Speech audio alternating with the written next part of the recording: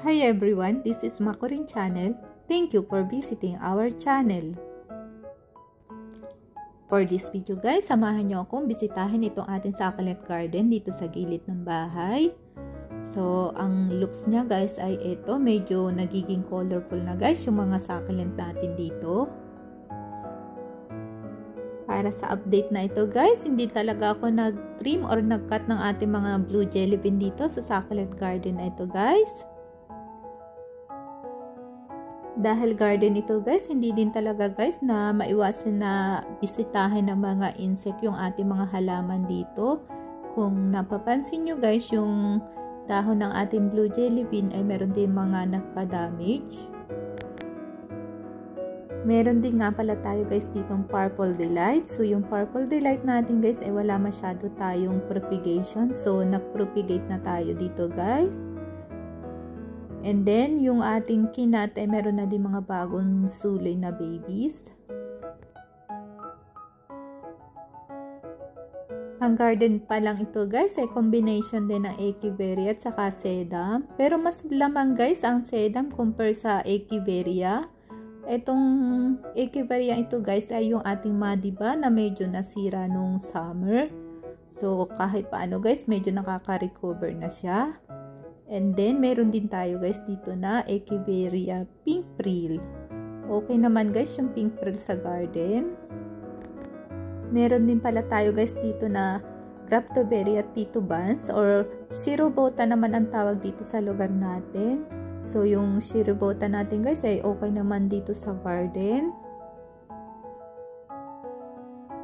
Meron din pala tayo guys ditong Lovely Rose. Itong tatlong ito ay Lovely Rose. Okay naman guys, si Lovely Rose sa garden.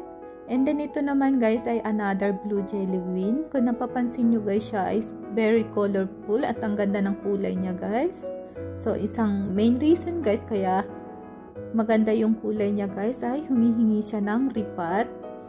And then ito naman guys na malaking ito ay ating pink pretty. In fairness guys, yung pink pretty natin guys ay hiyan din sa garden. Kung mapapansin nyo guys, ang pink pretty ay minsan ay bigla na lang din guys nagbabaybay kapag sobrang init ng panahon. Pero dito sa garden ay very healthy naman siya. Sa pagsasakilan guys, hindi natin masyadong dinidibdib din. Kumbaga ini-enjoy lang din natin guys ang pagsasakilin. Kung may nagbaybay ay kasama lang din talaga yun sa buhay. So move on lang tayo guys and then propagate ulit ng another succulent. Ganun lang guys.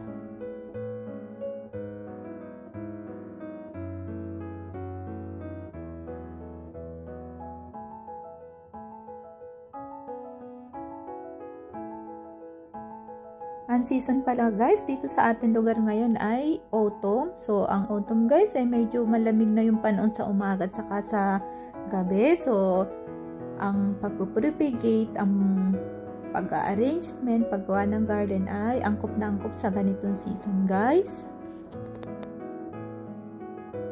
Update ko pala kayo guys, meron nga pala dito nasira na takasangon na okina, isa siyang Echeveria. Ang reason guys kaya nagbaybay siya ay merong uod na sumira sa kanya. Ito guys yung natira dun sa takasangon na okina. Wala tayo guys na propagate dun sa nasirang succulent. So ang ginawa natin guys ay diniligan natin guys itong garden na ito na may halong pesticide, yung ating Ultran DX. So kahit paano guys ay need natin makontrol ang mga maninira dito sa ating garden. So dahil guys yung ating takasangunoki na ay medyo pinupuntirya ng mga maninira, so yung iba natin na takasangunoki na nakatanim dito sa garden ay inilipat natin guys sa pots and then inilagay natin guys doon sa loob ng ating greenhouse. So medyo masakit din guys sa dibdib kapag mayroong mga nagpapaybay na succulent or mayroong sinira na mga maninira.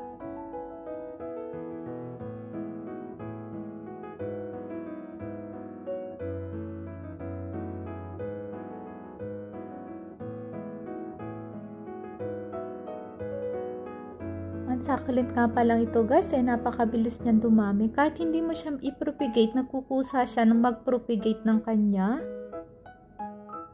Effortless talaga guys ang kanyang pagdami. And then meron din pala tayo guys dito na Dusty Rose at saka Runyoni. Echeveria din sila guys. Meron din pala tayo guys ng mga nasira dito na sedum. So mga ipinalit natin guys dun sa mga nasirang sedum. Meron tayong tinanim na Blue Jelly Bean, Supreme, at saka itong Darly Sunshine.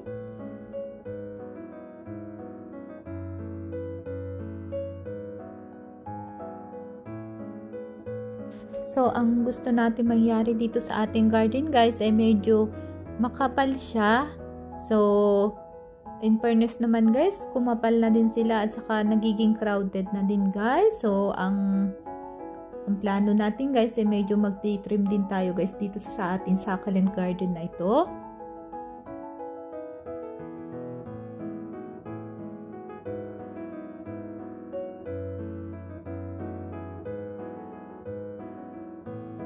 Sa mga susunod pa nating update guys dito sa garden na ito, maaari mag-iba pa din ang mga mukha ng ating succulent.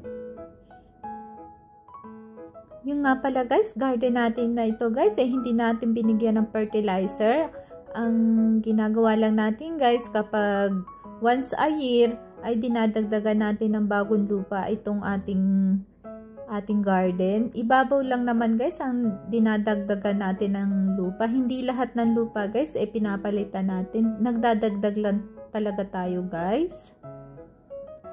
Ito nga pala guys, garden natin guys ay direct to the sun din talaga at saka nababasa din siya ng ulan kapag umuulan dito sa ating lugar.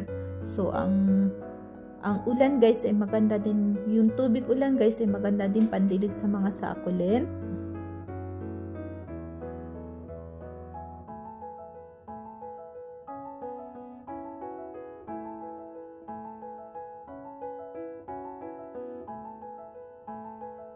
Update ko din nga pala kayo dito sa ating succulent garden, dito sa gilid ng bahay.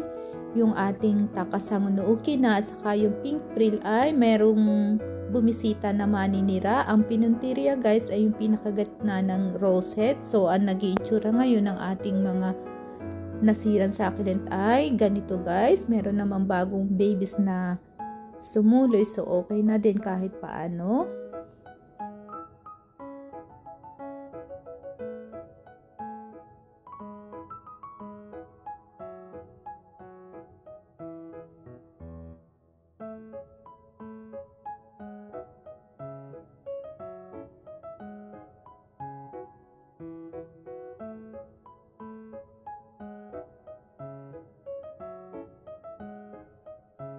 Dahil merong bumibisita na maninira dito sa ating garden, so binigyan natin guys ng pesticide itong ating garden. Ito nga pala guys ang latest dito sa atin ni renewal na garden. So far so good naman guys, yung mga succulent ay okay naman sila at saka wala namang nagbabaybay or nagkakasakit na succulent. So magandang senyales din ito. Guys, maraming salamat nga pala sa pagsama nyo sa akin dito sa ating succulent garden dito sa gilid ng bahay. Patuloy pa din ako guys mag-a-update dito sa ating succulent garden dito sa gilid ng bahay. Kung nagustuhan nyo guys ang ating video, please like and subscribe na din para sa mga video pa nating i-upload.